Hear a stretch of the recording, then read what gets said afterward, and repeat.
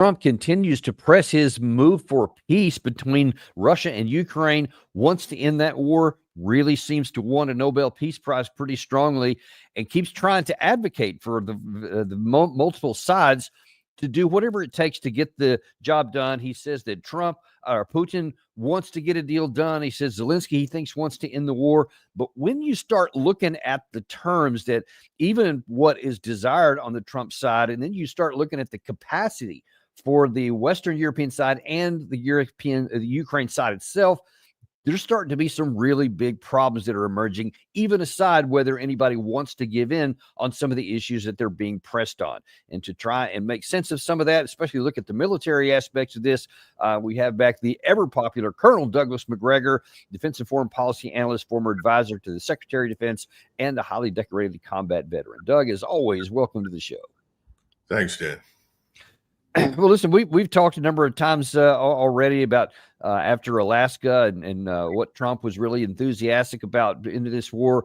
We even go back further than that, where he was going to end the war in a day, and then 100 days, and then a couple of weeks, and 50 days, 10 days, and then, none of those deadlines keep happening. Right now, we're kind of in a period where he said, well, I think we'll know something in a couple of weeks. What do you make, first of all, is just Trump's intent and his desire here? Because it certainly is better than what we had with Biden, who wouldn't even talk to Russia. But is his possibilities, or is his push realistic?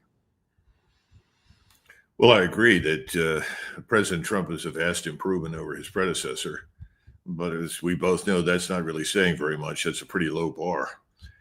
But having said that, I think what we have to understand, and you know that I like President Trump personally, and I think his instincts or intentions are true, is that we're witnessing one long, uninterrupted reality TV show.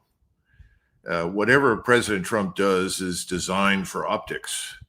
In other words, the meeting in Alaska had very little substance to it. And I don't think he was terribly concerned about the substance. He simply wanted to be seen as changing the climate, at least in broad terms, with Russia. He wanted to be photographed with President Putin surrounded by his F-22s or whatever the aircraft were that were present at the time. And of course, you had the B-2 bomber that overflew everything. This is all vintage Trump. He's very theatrical. He knows how to stage things. But the problem is that meetings on the spur of the moment, which is really what this was, mean there's no systematic preparation that usually takes months. Americans were used in the 1970s and 80s to summits between the Soviet Union and the United States, for instance, after many, many months of very hard work and detailed preparation for the meeting, such that the leaders who were present, Gorbachev and Reagan, for instance, were no longer debating over the substance of anything. They were talking about the impact and why they thought it made sense. And when they spoke publicly, one had the impression that both had thoroughly digested the material and were reliably supporting it. I don't see any of that with President Trump. So I think the Alaska meeting was a feel-good moment and not much more. And so when people say, well, where are we on the peace front, and what kinds of agreements are in the offing, I tell them, look, I don't see any. There are no such agreements. Again, there has never been a strategy enunciated by President Trump and the administration. Frankly, whatever's written on paper doesn't matter, because President Trump is impulse driven. So at the end of the day, I just think we're where we were months ago. There's no resolution in sight. And you got to be very careful of these claims. I could end this war in 24 hours. How well did that go down? That's a lot of nonsense. But if you know nothing about Ukraine, know nothing about Eastern Europe, nothing about Russia, and you view yourself as a brilliant deal maker, this is sort of another exercise in selling the used car. And I don't think that works. And so while he may have meant well, and I'm perfectly willing to accept that possibility, nothing of substance came out of it.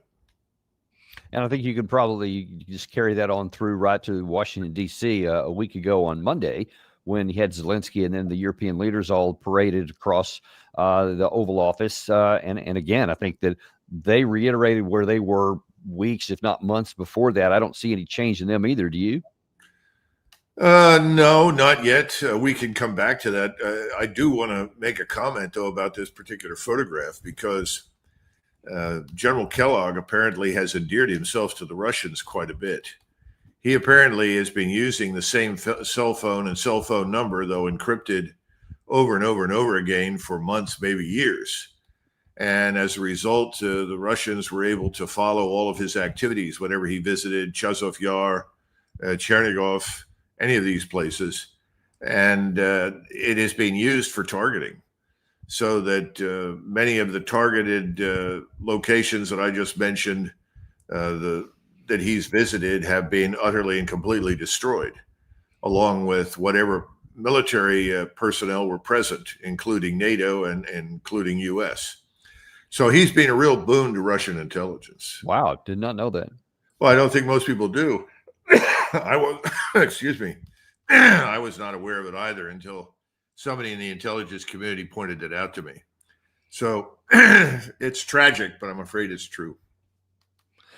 And now let's continue on back, because the issue is not just what Trump may or may not say. I think that's actually a very interesting observation you made about a ongoing reality TV show, because that certainly matches what we've seen. I hadn't have thought of it in those terms, but wow, that's pretty accurate. Unfortunately, it's not just him, or at least there's other actors on here. This is former Secretary of State, former CIA Director Mike Pompeo on Fox News, having a banter about the part of the claim that that Trump got Russia to agree that they would take back the Donbas area, that Ukraine would evacuate it and hand that back over. And Pompeo basically just mocks that and laughs at the idea. It says it's just posturing. Even to suggest for a moment that they would get all of the Donbas, which is a region that they've been fighting to control wholly for a long time, have been failing to do so, and they just want it for free, want it for nothing, before they've given away anything major. Is that something that can be dismissed pretty readily? Yes, David, I think it could be dismissed quite readily. In fact, think about this. The Russians have lost somewhere between 200 and 250,000 soldiers. That's dead. That's not casualties. Casualties are multiples of that. In a decade plus of fighting, the United States lost 50,000 soldiers. I mean, the staggering death toll is very real. Putin knows that. And so when he makes this claim that someone's going to give him some real estate that has been fought over like this, I think he knows that's not right. In the end, President Zelensky is going to have to likely accept that some of the real estate that the Russians have taken, he's not going to be able to reclaim immediately. He won't be forced to recognize it. I think there's a deal in there that can be reached that is fair and just and provides sustainable, another, pick a number, 25 years of peace if we get the security guarantee piece of this right. All we have to do is get Russia to agree to give in on almost all of their positions from a position of strength. What do you say to that? Well, remember, this is the same man who pointed out that when he was the head of the CIA, it was his job to lie. And I think he's done an excellent job of it. He continues to lie about all of this business in Ukraine. He's adopted this utterly fictitious narrative that everything started with Putin's decision some morning to wake up and decide to invade Ukraine. It's all nonsense. I wouldn't pay much attention to anything that Pompeo says. I would just dismiss it out of hand. It's unworthy of serious discussion. And by the way, I think President Trump would probably say that privately as well. And it's unfortunate, though, because you certainly know that and have good reason to making that statement. But most people watching television, they don't know that. They think, wow, former CIA director, former Secretary of State, he must carry a lot of weight. He certainly is still friendly in terms with President Trump. But one wonders what the purpose then of having him say stuff like that. And by the way, this was in a certain sense mirrored by Emmanuel Macron about a week or so ago when he was mocking the Russian side, because you saw the anchor there said, well, it's ridiculous to think that Russia, who couldn't take the Donbas in all these 3.5 years, they're just going to be giving it to them. Macron kind of echoed that and says, well, look, in the last, I think it's since November 2022, they said Russia's only captured an additional 1% of territory, so they really aren't that capable. So what do you say to those kind of comments? Well, we've been down this road before. Putin framed this as a special military operation. He did not frame it as an all-out war. But he discovered after the first several months, certainly after the first 6 months of action, that he was not really facing Ukraine. He was facing the United States and the West, primarily U.S. military power and all of its enormously valuable capabilities from seabed to space. When that was finally discovered and understood, and it wasn't understood at the beginning, because I think President Putin, who's always been very favorable in his thinking about the West, had to come to the conclusion that this was a completely malicious action on the part of the United States to destroy Russia. When that happened, everything began to change. I just think that Macron is another globalist. The globalists in London, Paris, and Berlin are all clinging desperately to power right now. Their populations almost universally loathe Macron, Starmer, and Merz. But the oppressive apparatus that they control, the media that they control, the governmental institutions, the intelligence services are working overtime day and night to suppress any possible emergence of a viable opponent. And that's what's happened to the Alternative for Germany. It's happened in France. It's happening in England especially, but also Scotland and Wales to a lesser extent. And the sad part is that it's hopeless because the war is being won by the Russians. Now, this business of territory, President Putin did not set out on this operation to capture territory, never did. We're the ones that keep obsessing over territory. What he set out to do was to utterly and completely annihilate the Ukrainian threat. That Ukrainian threat was manifested by its paramilitary and armed forces. They are just about gone. Let's face it, they've been killed in great numbers. We now have all sorts of information saying anywhere from 1.7 to 1.8 million Ukrainians have been killed on this eastern Ukrainian battlefield. And that's really been the objective, to destroy that entity. The Russians are now operating on the other side of the river. And a lot of people don't realize this, on the outskirts of Odessa. You've got special operations forces there directing strikes and eliminating the Odessa base of operation for the regime. I think you're going to see more of that in the future.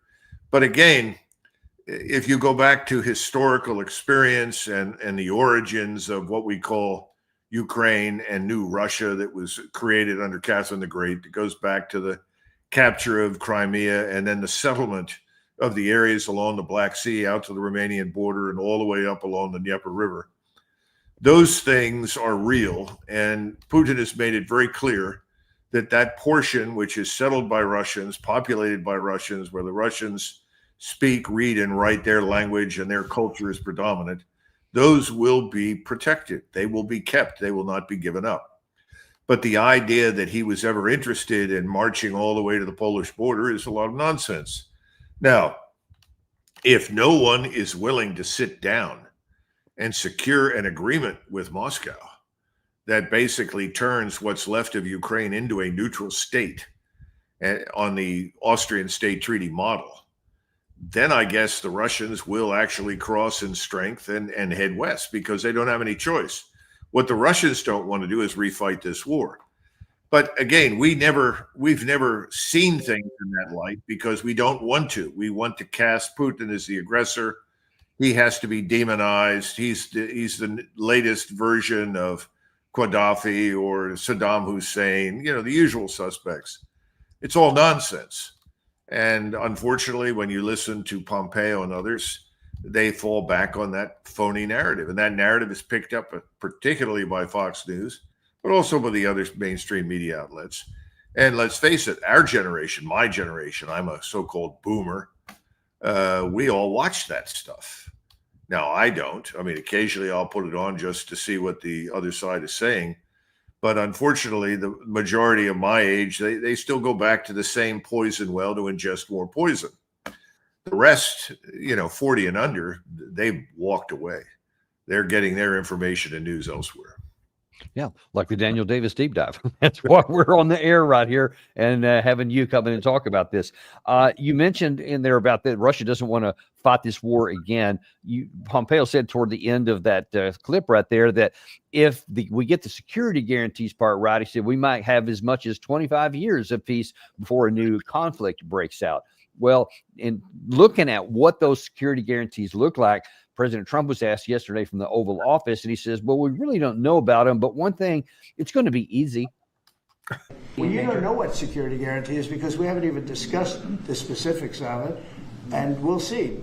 Number one, Europe is going to give them significant security guarantees, and they should because they're right there. But we'll be involved from the standpoint of backup. We're going to help them. And I think if we get a deal, and I think we will, but if we get a deal, you're not going to. I don't believe you're going to have much of a problem. So yeah, it's we don't even know what this was crazy.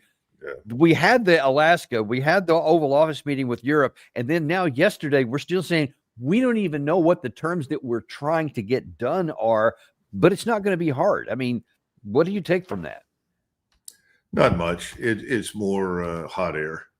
I mean, if with all the hot air that comes out of the Oval Office these days and Congress, I'm surprised that Washington is still on the planet and hasn't lifted off and been elevated into outer space. I think what we need to do is understand that there are certain people with a keen and justified interest in what happens to Ukraine. If you live in Lithuania, I think the Lithuanians have an interest, although I don't think it's as great as the others. Poland, Slovakia, Hungary, Romania, Moldova. Those are the key states that border Ukraine. Now, in the case of Poland and Hungary, and I don't know about Slovakia, they also have some territorial interests given their history. I know that the Hungarians would like to bring in a couple of 100,000 Hungarians that are living inside Ukraine. Got to go all the way back to the Versailles Treaty and then subsequently the tragic outcome of the Second World War and see that a lot of these people ended up in places they didn't want to be, under governments they didn't want to be subservient to. So they all have an interest in what happens in Ukraine. They're the ones that really need to sit down with the Russians. I would argue the Germans do. The Germans, because they've always played a very, very important role in Central East Europe. They have long-term strategic interests with Russia. They need to sit down. They should be part of that. But as far as the rest of the Europeans are concerned, they don't know anything about the region. They have no background or experience there. They're up to mischief. They're up to malevolent activities.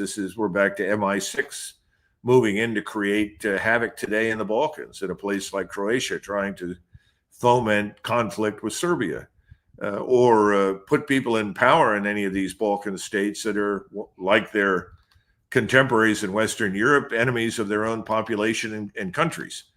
This sort of thing needs to stop, but unfortunately it's on autopilot right now. And I don't even think President Trump is aware of just how serious the problem is. But the notion that somehow or another what Macron thinks in Paris or Starmer in London is important to the outcome is nonsense.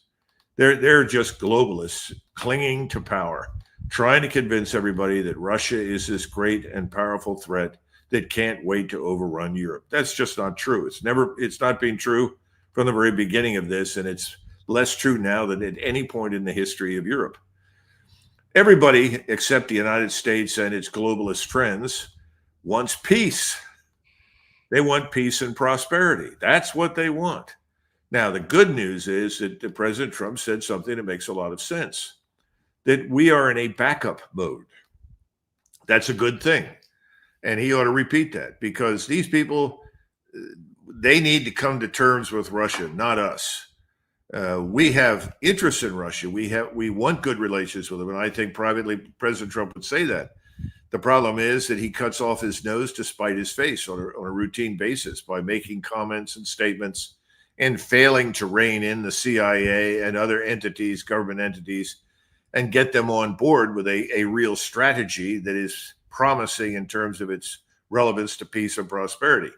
But I'm glad he said backup. That's where we belong in Europe, not as the first responder, not as the single key player representing everybody else. That's nonsense. And you know, I'm going to show you something here that kind of illustrates why Europe is so keen on getting us not on the backup, but on the front line. Because one of the things that especially Macron and Starmer keep hitting relentlessly is this so-called coalition of the willing. And this coalition of the willing, they've been talking about, they want all these troops to be able to overlook this ceasefire that they want to get, or this end of term negotiations, etc. But as Sean Bell pointed out on Sky News earlier today, that's a bit of a heavier lift than they were thinking. What form will they take? Ultimately, they have to be credible and they have to have teeth. One of the challenges that Ukraine faces is they've got at least 1,000 miles of frontline border, even more if you include the border with Belarus. And let's give an idea of the scale required for troops on the ground. If you were to put troops 60 feet apart, which doesn't appear that credible as a deterrence, you'd need 100,000 troops to man the border. Now, you've got to give them a break, so they've got to have 4 months on, 4 months off, and then 4 months training ready for deployment. So you actually need 300,000 troops to be able to man that. Where would these come from? Well, the harsh reality is, even if you use the whole of the UK army, about 30,000 deployable, that's about 10%.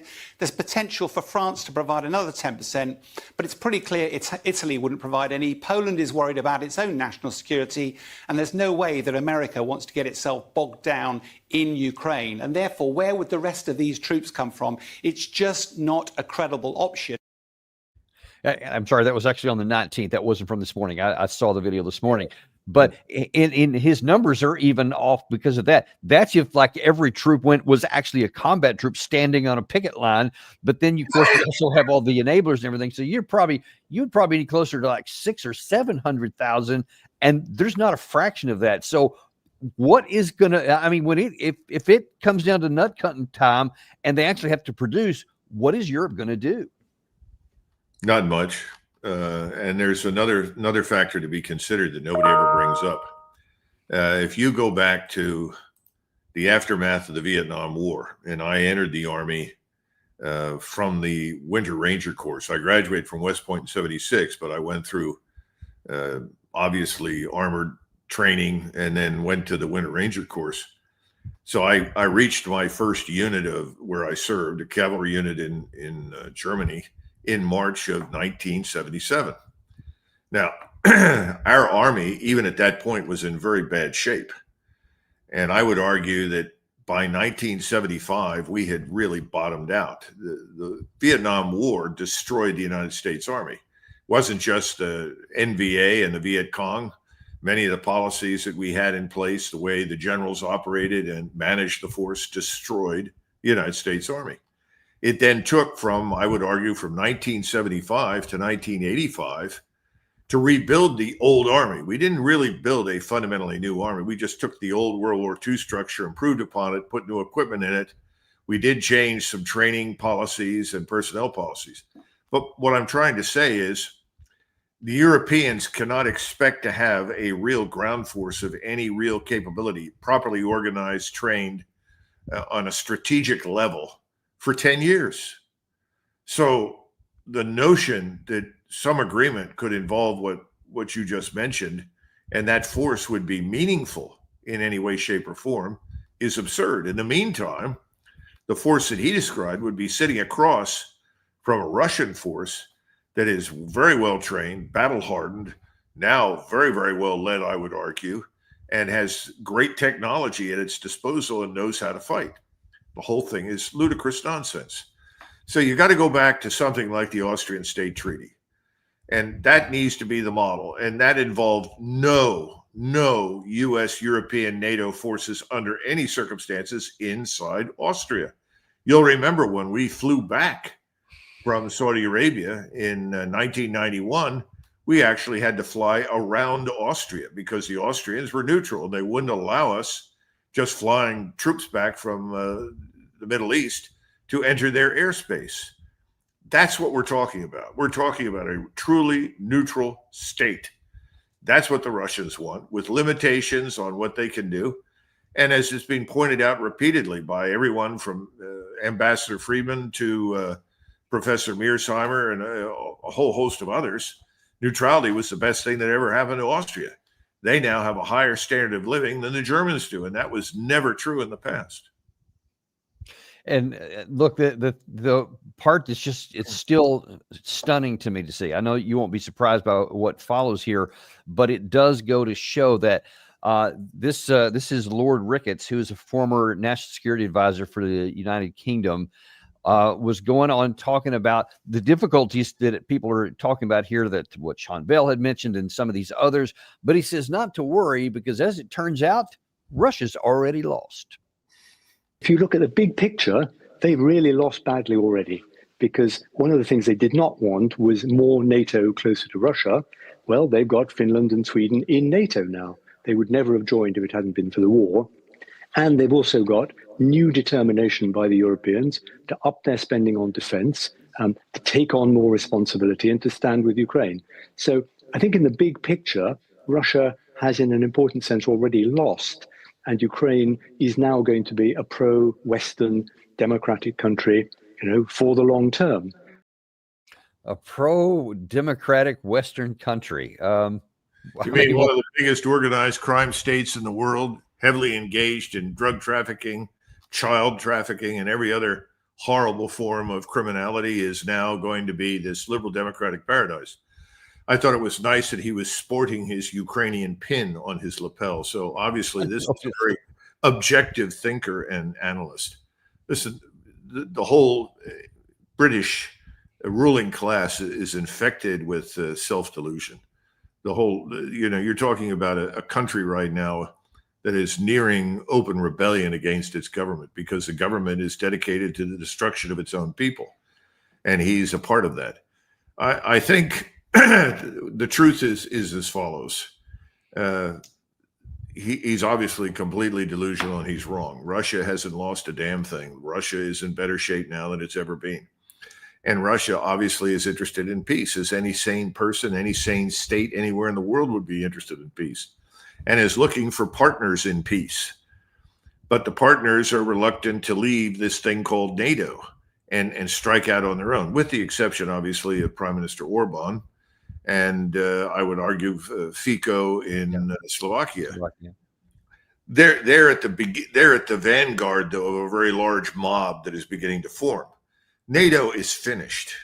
I've said this 1,000 times. It's a terminal patient. In other words, you walk in the room and here's the terminal patient. He's hooked up to all the machinery. He can't speak, move, or do much. And people like Ricketts want to give the patient a haircut and a shave. The truth is, the various others in the room are going to pull the plug on this patient. It's going to go away. NATO doesn't serve the purpose for which it was founded. And it has been wandering in the wilderness looking for a reason to exist ever since the fall of the Soviet Union. They picked the wrong reason to exist, which was war on the Soviet Union. But they're globalists. They need this enemy picture. They need the lie. They need the narrative that's utterly and completely false and fictitious. They need it because if it's given up and people realize, gosh, we've lost badly. NATO has been a total failure. They've thrown everything they have but the kitchen sink at the Russians, and they've been crushed. And we've killed millions of people or destroyed this country of Ukraine. It may never recover to its former position or strength ever. And all of this for what? To supposedly harm, hurt, destroy Russia. It's a huge failure. If Starmer is compelled to admit that, if Macron is compelled to admit it, if Merz is compelled to admit it, they're finished immediately, within minutes. I think they're all going to go away shortly anyhow. But nevertheless, that would be the downfall of the entire globalist project, of which Project Ukraine is a big part. Remember, these are all the same people that invited millions of people from North Africa, the Middle East, and elsewhere to come into the various European states. And it's created chaos and havoc because the people that live in these countries have said, wait a minute, we can't afford them. We don't want them. Why are they here? What's wrong with being German, French, English, Welsh, Scottish, Irish?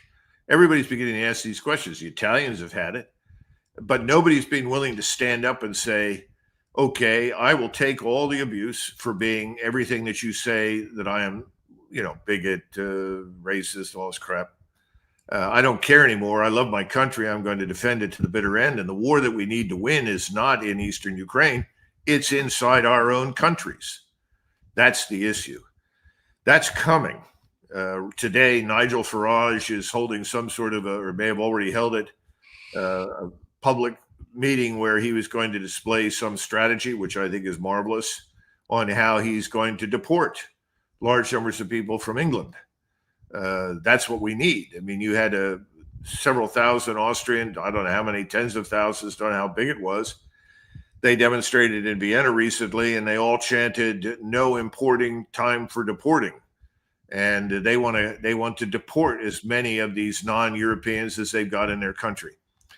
The point is this: there's always a certain number of people from outside any society that can be admitted to the society who are different from the society in small numbers, and that the society can cope with that. What the society doesn't cope well with is a massive invasion of millions. We're not coping well with it. They're not coping well with it. It has to stop, and it has to be reversed. And that's where we're headed. We're all headed there. I just wish we had a real strategy.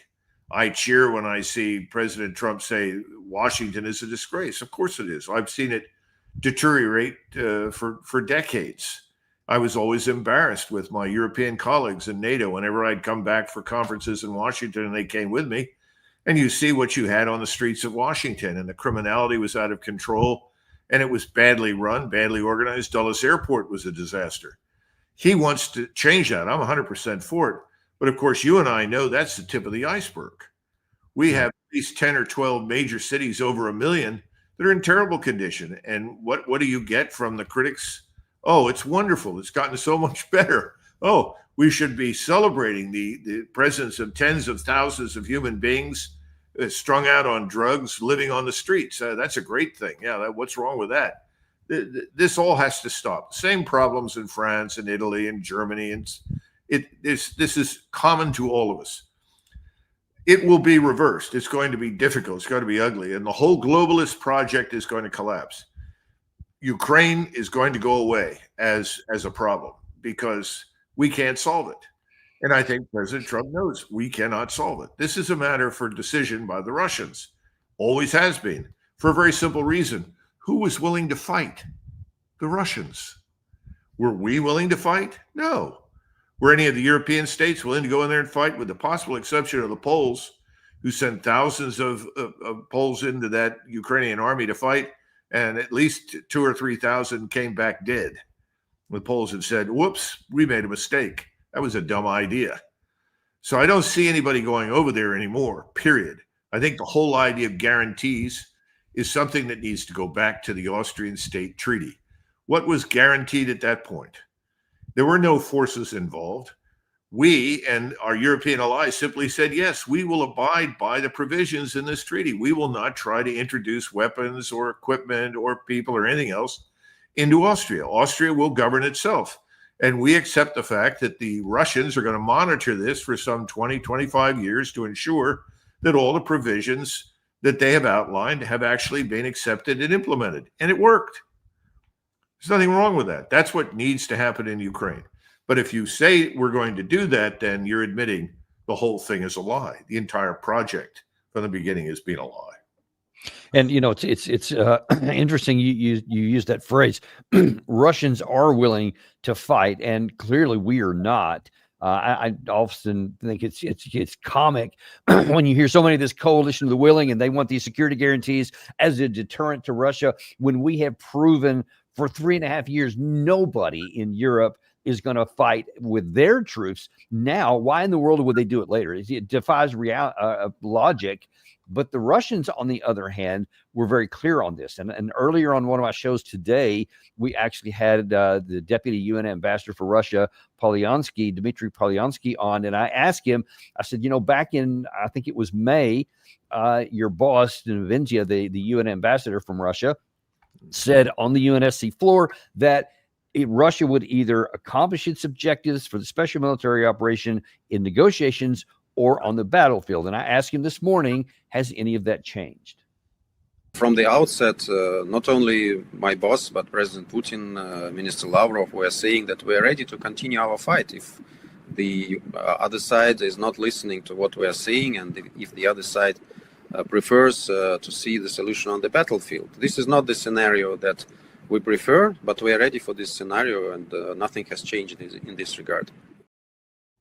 And so there you have it there. So the question is this just Russia putting on a good face, or do you think they actually mean what they say? Well, I think Ambassador Polyansky is correct. And I don't think there's any question about their readiness to do what they need to do to secure their country. And that involves doing exactly what Ambassador Polyansky said. We, on the other hand, and we need to keep this in mind, we are now suddenly presenting Maduro in Venezuela as another potential Saddam Hussein who needs to be removed. We see how well that regime change worked in Iraq. The people of Iraq want us out of the country, and Iraq is now closely aligned with Iran, the very state we said we didn't want to have any say in what happened in Iraq. We did everything we could to put them into power in Iraq.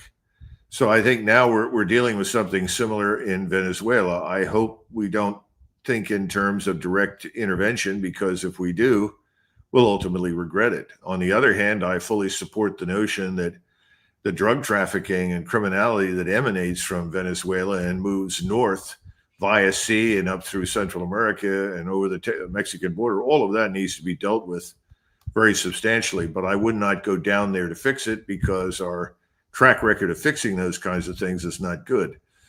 But I see a lot of evidence that we're building up for something like that. At the same time, we see a buildup going on right now in the Middle East to prepare Israel for what ostensibly appears to be Israel's resumption of war with Iran. And of course, we've been involved in Azerbaijan and Armenia, and we had a nice, beautiful reality TV program showing Azeris, Aliyev, and Pashinyan, the leader of Armenia, sit together and supposedly sign some great peace accord. That all seems to be falling apart pretty rapidly, and the various mafias that had kept Aliyev in power are now really toying with his removal, because they've been utterly annihilated inside Russia, and their hopes and dreams for expanding their control and influence and money are evaporating. And the Armenians that normally sell all of their fruit to the Russians have been halted at the Russian border and can't export anything. So I think we're losing, frankly. And a lot of that, of course, is Israel inspired. Most of it is, although we also want to break up the BRICS, one belt, one road back to China that runs up through Iran and through Azerbaijan and Central Asia. It's not going to work. But we're busy trying to do those things. And then we have this business in Venezuela germinating.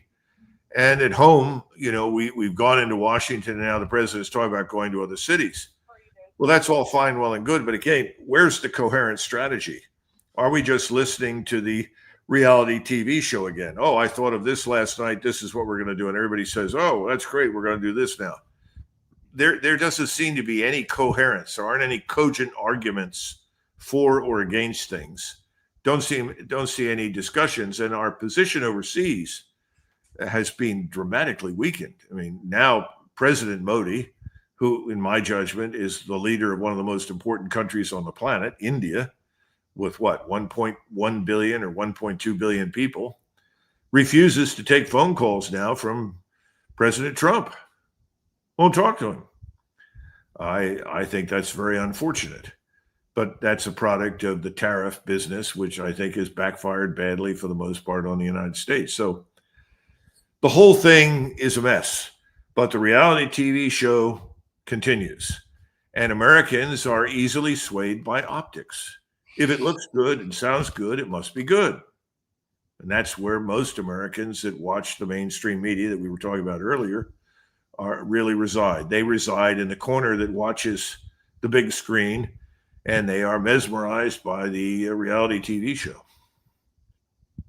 Now, since you mentioned the subject of the Middle East, there was reportedly an actual shouting match in an Israeli cabinet meeting between the chief of the IDF and Netanyahu, who wants to continue on with this occupation of Gaza, to continue on with this methodical by bulldozer, physical destruction of the infrastructure, so it turns it to physical dust, not literal but physical. And he says we can't. The IDF commander argued we can't do this. We need an immediate ceasefire to end this conflict. Otherwise, we put both our troops and the remaining hostages at risk. And so far, it seems that Netanyahu has gone on with his own version of a reality TV show. It says, nope, that's not true. I'm not going to go with it. At least so far, they're going to continue on with the occupation. Where do you see that going? Well, the Israelis, I'm told, are also trying to recruit mercenaries from various sources in the West, people that are willing to come in there and do the job for money. They're also trying to entice Jews from the United States, North America, and other parts of Western Europe to come back and join the IDF and fight. That's not going very well. So I think there's no doubt he's in a lot of trouble, but he still has his ace in the hole, and that's absolute control over us. And we are not scaling back our support in any way, shape, or form. And we are providing the Israeli Defense Force with everything that it could possibly need. And there has been no change in that. By the way, we're still supplying the Ukrainians. We're sending things over there. Now, but you got to look at where the money goes and the activities as opposed to listening to the rhetoric. And that's when you discover really nothing has changed very much since Biden left. And so that's the problem, too. So I think Mr. Netanyahu has serious problems, but he still has a great deal of power and influence, and he's not going to give that up. And that includes power and influence over us. Remember, if he backs down from any of this, that's the end of his Greater Israel project, which has implications for Syria, for Lebanon, for Egypt, for Jordan, for everybody. He's not prepared to do that. He says that it's not over, and I'm going to continue pressing forward. And I still think he has enormous support from the Israeli population. So that's why I've said from the beginning that what began with the attack on Iran during our negotiations with the Iranians is not over. That was a pause, not an end to the conflict. And that's going to re-erupt, I suspect, in September.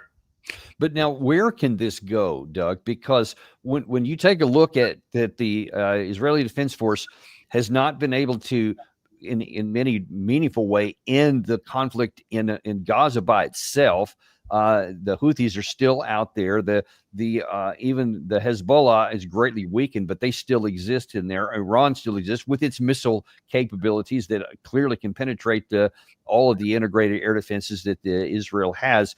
And then you see things like what happened, was reported in the last 48 hours or so, where Israel attacked a hospital. And then when the emergency workers came to get the victims out, they double tapped it and blew up all those people. Just a heinous crime by any stretch. And yet there's no backing down from any of that to keep going. But I don't see any capacity to actually accomplish what you talk about, this Greater Israel project, however defined. I don't think that they have the capacity to do it, however much we support them. Where is this going? Well, the Israeli Air Force, other than its inability to necessarily, as you point out, overwhelm and utterly destroy the integrated air defenses in Iran, which were damaged and have since been repaired and are growing increasingly effective, as I'm told, through various intelligence sources. But keep something in mind. If you believe in what you're doing, you keep doing it, regardless of the potential downsides. As long as we continue to subsidize the Israeli economy and keep that afloat. And we're pumping huge quantities of money into that place. It's not just military, it's also to keep up the standard of living, because otherwise Israel would fall apart, overnight without that kind of economic subsidy. That's one thing. The other thing is that if you talk to Americans, and I try to talk to them wherever I travel, I would say at least 50% of the time, the Americans I talk to and I ask them about Gaza, they either haven't paid much attention to it or they say, that's fine, kill them. And I say, well, these are human beings. They said, no, they're not. These are Muslim Arabs. The hell with them. Let them kill them. It's not our problem. I'm serious. Wow. I run into people that tell me that flat out. You're wrong. I think this is great. Trump's doing exactly the right thing. Let these Israelis kill them. Now, that's not totally surprising because most Americans have been fed a steady diet of hatred towards Arabs. I mean, let's face it, to know the Arabs from the standpoint of the average soldier who was shot at on the ground was not necessarily to love them. You know, we were in the Middle East. We understood the differences in culture and mentality and behavior. But the average person doesn't understand that. The average person simply says, oh, these people are terrible. They deserve the worst. The Israelis are counting on that, and they have the news media to reinforce that negative stereotype repeatedly. And let's be frank, you know, the Muslims don't help matters. You know, if they bring up things like Sharia law and honor killings and all this in places like Canada or the Midwest, that doesn't endear them under any circumstance. That's unacceptable inside our societies, and that's immediately projected onto the people that live in Gaza or the West Bank, rightly or wrongly. And in most cases, I think probably wrongly. But nevertheless, that's a big issue. And that's why the so-called MAGA base continues to support the kind of policy that goes on. It's not easy for me to understand or justify. I'm just saying these are the facts. So if you look at that, you look at the enormous quantity of money that's on hand to continue to buy support in Congress. If you look at the people that surround the president and who they are and what they represent and the sectors from which they've come, particularly the financial sector, there's no reason to expect any change. So I think we'll see a resumption of the war. I think we're going to see more people killed. Now, what will that provoke in the region? And could that bring in the Russians, the Chinese, and others? That's eminently possible. And that's a whole different, set of questions worth exploring. But right now, I think it can continue.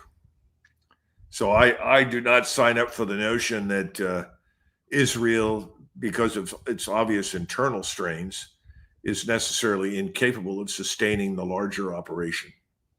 Yeah, they may not be able to accomplish it, but they can sustain it. I do agree with you on that. In the remainder of the time we got, Doug, let me ask you, what is in America's actual interest in the Middle East? If Trump should call you up again and say, "Hey, I'd like your advice. What should we do here?"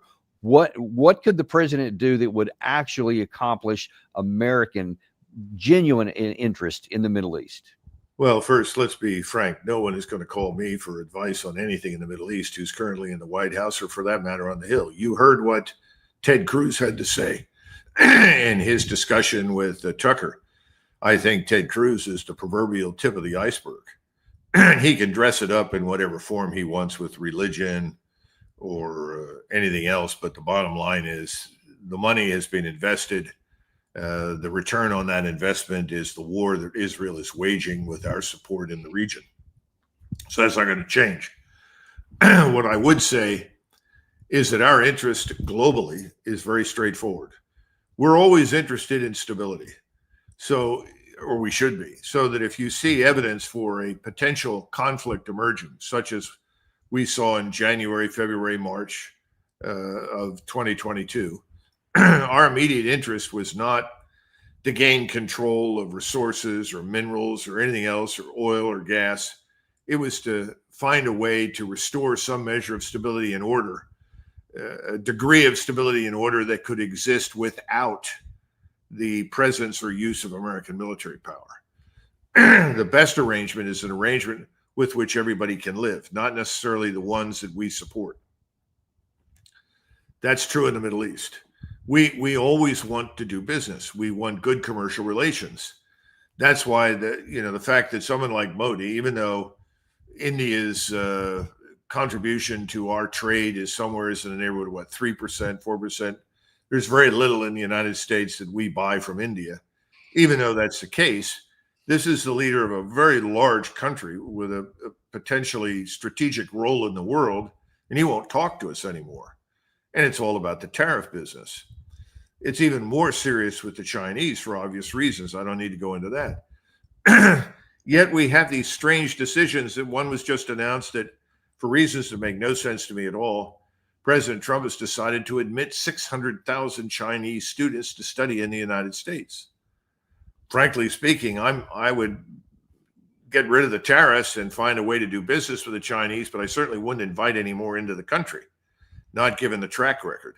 The other thing is the argument is, well, we have too many colleges and too few 18-year-olds to attend.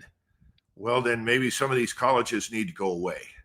These land grant universities that were developed decades ago, if they can't find people that will attend them, then it's time for us to make some adjustments. This goes into the whole education argument. What are we educating people to do? Yeah. What are we churning out? What good is a graduate in basket weaving and ancient Greek culture or something? It's a waste of money. So that's another debate. But what I'm saying is the Chinese students in this country also have other interests. Every Chinese that leaves China is told, if you find anything of value for China, it's your solemn obligation and duty to steal it, get it, and bring it home. That's been true for 2,000 years. This is not a new policy invented by Xi, who just happens to be the current emperor. All right. So why are we doing this? I would not do that. So I don't understand that. But I would change my commercial relationship with the Chinese dramatically.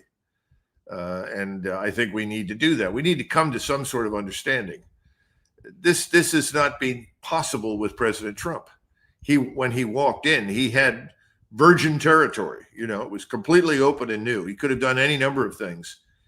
And what he's done is largely doubled down on bad decisions by the people that preceded him. That's the problem. That is a problem. By the way, he's now signed off on the government taking a 10% interest in Intel. Why? Why are we taking an interest in a high-tech firm in the IT world and putting the government in a position where it's investing and is now on the hook for the taxpayers' money that was invested? It doesn't make much sense to me. Why are we doing that? The government doesn't know anything about Intel's business.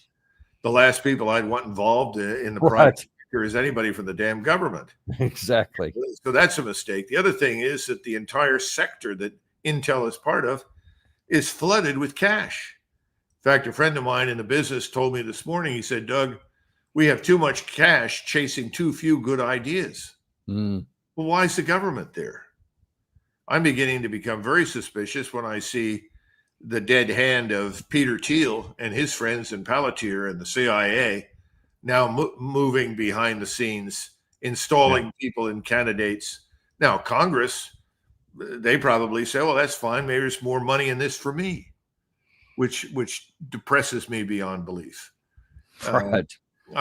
Shouldn't be in that business. Remember Chrysler, the bailout? What a catastrophe that was. And the only thing we managed to do is reinforce the surging power of the Japanese automobile industry. Track record is not that good. Yeah, you got to let some people fail. This is called creative destruction. Yeah, that's the nature of the marketplace. Anyhow, there are a lot of things happening right now, and I don't think the American people understand what's going on because they're not being told, and they're not really watching it. Well, that's one of the reasons we love having you on this show here. And one of the reasons I understand that you're heading to Dallas coming up pretty soon. I wonder if you could tell us a little bit about what that is, especially if any of our folks might be out there to come see you. Yeah, I hope so.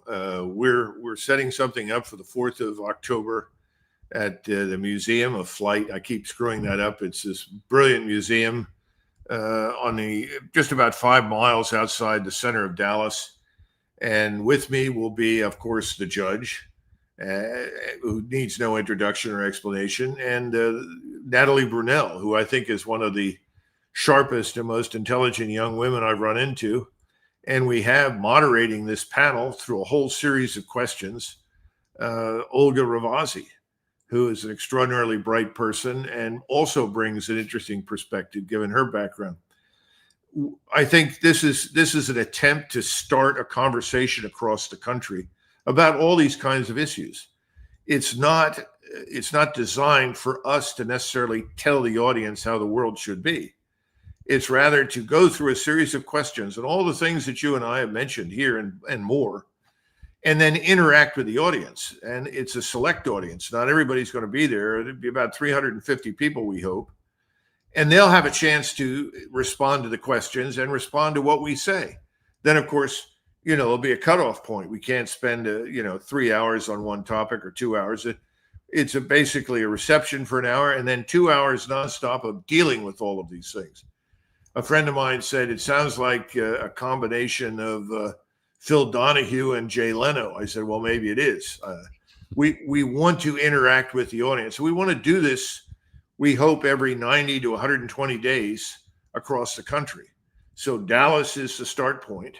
We want people to come in, listen and respond and comment and express their views, because we really do want to get a flavor for what Americans think.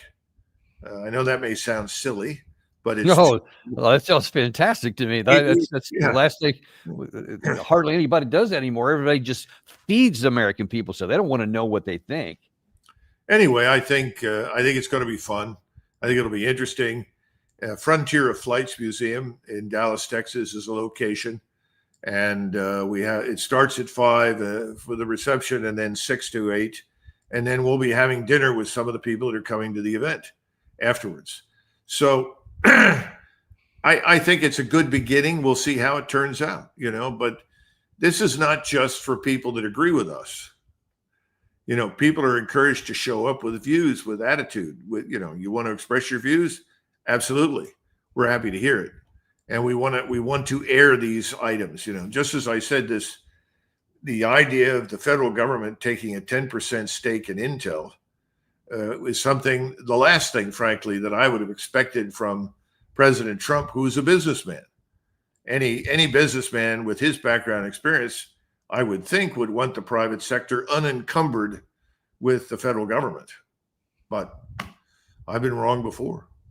I guess we'll find out. Well, I wish you the best of luck, and we'll look forward to hearing a report from you on the other side of that, how that ended up going. So thanks for sharing that. We appreciate it. Thanks a lot, Dan. Appreciate that very much.